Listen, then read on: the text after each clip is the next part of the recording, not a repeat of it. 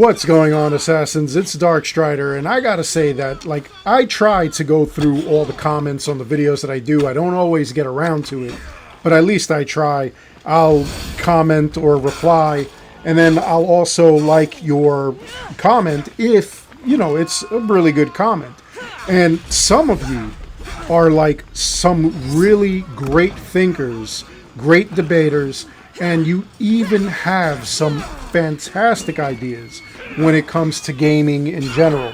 So one such person I want to give a shout out to is Backup Panic 7, and this person had come out and really broke down what Ubisoft and other game developers need to do. So he commented on a video that I did the other day where I'm talking about how it's make or break time for Assassin's Creed Shadows. And the whole premise of that video is that I'm looking at the trends going on within Ubisoft, what the investors are upset about because they feel that the company is going to go under. And if Shadows is a commercial failure, then it's done. It's over. Now, in my opinion, I don't think it will be over because I do think that Shadows will be financially successful because there are too many fans of Assassin's Creed, the series itself, and there are also too many people who are excited to go to Japan. So it's a big deal. Now, Backup Panic 07 says that Ubisoft needs to focus on smaller, more focused experiences like Assassin's Creed Mirage and older Tom Clancy and Prince of Persia titles, but most importantly, to do them with appropriate budgets based on sales of prior entries in said franchises. Now, that alone is a great opening statement. Some people will argue that Mirage was too short, but that's why we have DLCs.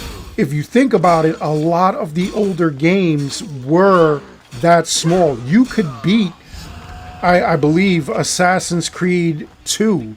I've done it in like a 12-hour day with, you know, nothing to do. I just decided to play it all day, to marathon it, and was able to beat the game in like 12 hours. Okay? You know, that's including the lunch, dinner, breakfast, and, you know, bathroom breaks. Now, 12 hours is not a lot in today's day and age. A lot of people want more bang for their buck. They're looking towards longer experiences. But the thing is that, in my opinion, they haven't figured out how to avoid bloat. Valhalla was way too bloated. Valhalla, there was way too many things to do. And you know what? It wasn't that there was too many things to do.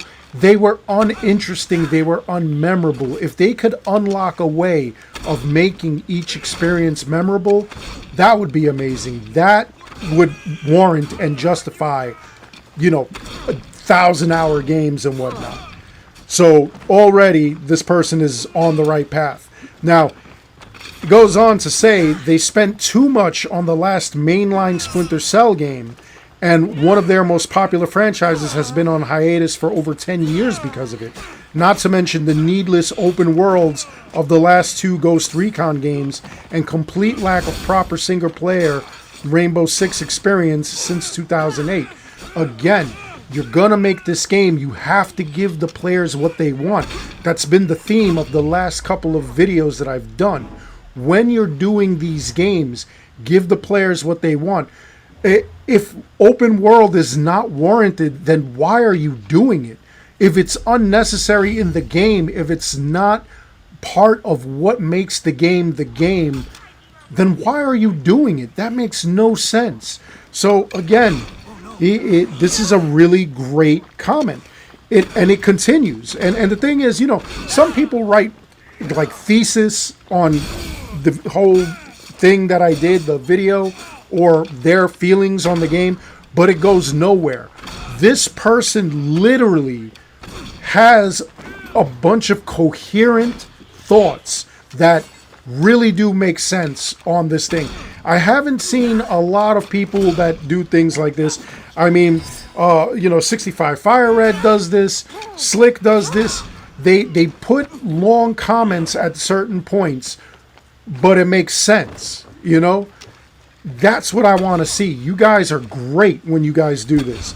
So, again, he continues.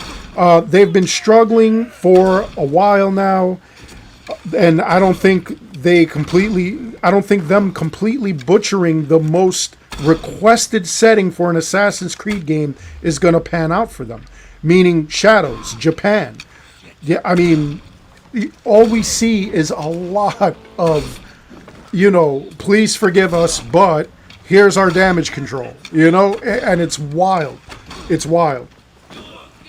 And then, he goes on to say, but what do I know?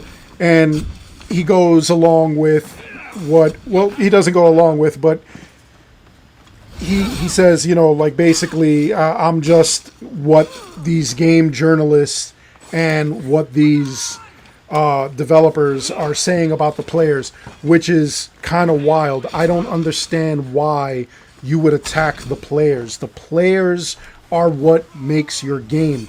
You are selling this game to the players. Give them what they want.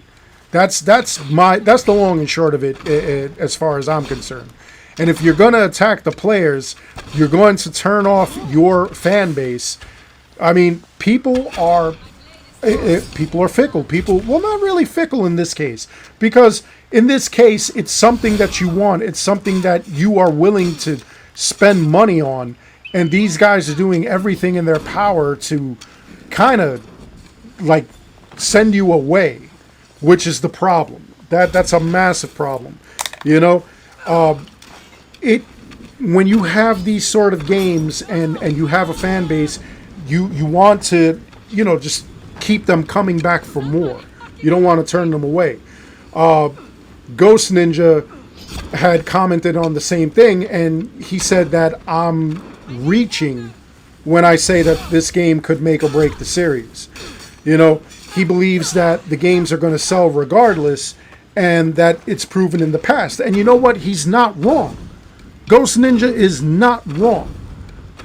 People will see a brand that they like or that they fell in love with, even if they have a love-hate relationship with it, and they'll continue to buy it. Look at Call of Duty. I know so many people that say, oh, it sucks, it's just a rehash, it's this, that, the other thing. But they will buy every single Call of Duty game that comes out, regardless of if it's copy or paste. And that's exactly what Ghost Ninja here says. He says, people know to expect from Ubisoft games. All their games are copy and pasted. If you played one, you pretty much played them all. And again, he's not wrong. He's absolutely not wrong. But to Ghost Ninja, what I want to tell you is that I'm following the trends of what's going on with their stock. I'm looking at the behind the scenes where, again, there are a bunch of investors who are worried.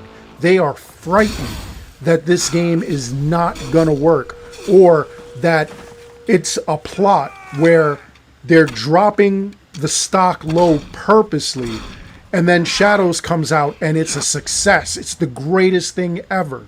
And then you see the stocks rise, and the CEO of Ubisoft buys a bunch of shares. That's what they're afraid of. That's what they're accusing him of. Now, is he going to do that? I don't know.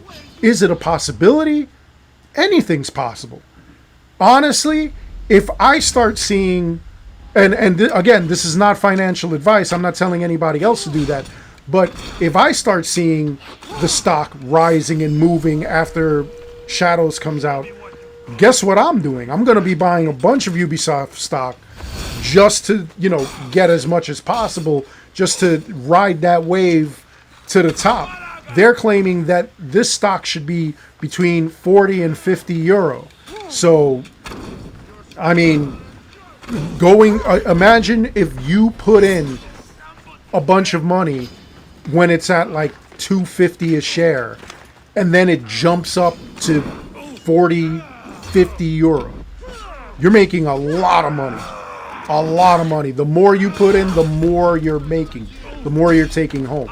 And again, this is not financial advice. This is not something that I'm telling anybody to do. I'm just saying this is what they're worried the plot is from this guy. The investors are worried. And they do have a right to be worried because they are investing. They want to make money. And why is it that the investors know that the reason they're not making money is because the company is not giving the players what they want and just mismanaging and doing whatever the development team wants?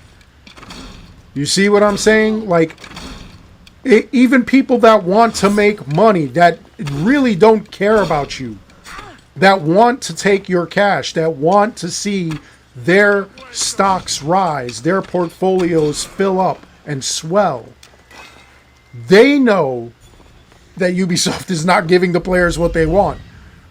Why doesn't Ubisoft know that? It's just a really problematic situation. Anyway, as always, I'm going to turn it over to you guys. What do you guys think? Do you guys agree with what is being said in these comments?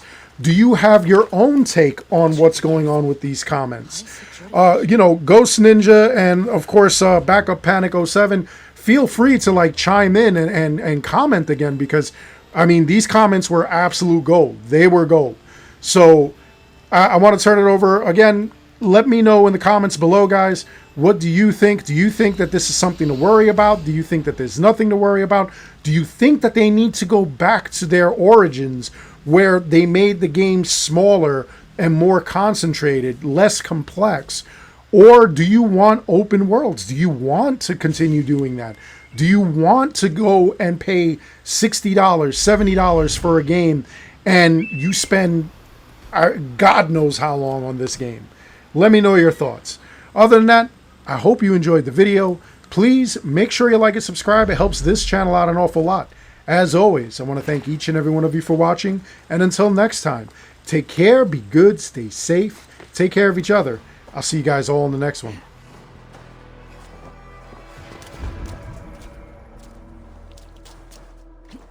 Yar yee!